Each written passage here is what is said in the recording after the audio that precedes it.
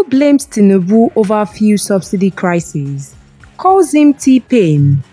Former Vice President Atiku Abubakar has criticized President Bola Ahmed Tinubu's handling of fuel subsidy crisis, referring to him as TPain in a tweet on Thursday. Atiku attributed the current economic challenges facing Nigeria to what he described as haphazard and disingenuous approach of the Tinubu administration to fuel subsidy management. In his statement, Atiku expressed concerns about the escalating inflation rate, stating that it is severely impacting the lives of Nigerians. He lamented that despite the growing hardship, Tinubu appears unfazed by the plight of the citizens.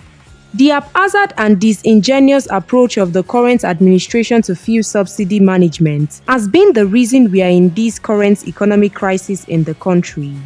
As things stand, there will be no let-up in the escalating inflation rate, which is drowning the material well-being of Nigerians. It is even more worrying that TPain is undisturbed by the hardship in the country, Atiku wrote. The nickname TPain for Tinubu emerged as a play on the first letter of his name and the name of an American rapper and producer, TPain, sparked frustrations over the rising cost of living under his administration. According to People Gazette, the earliest mention of the term on social media dates back to April 2024. However, it gained significant traction around September 16th after a user on X used it while discussing the president's visit to Maiduguri to console flood victims.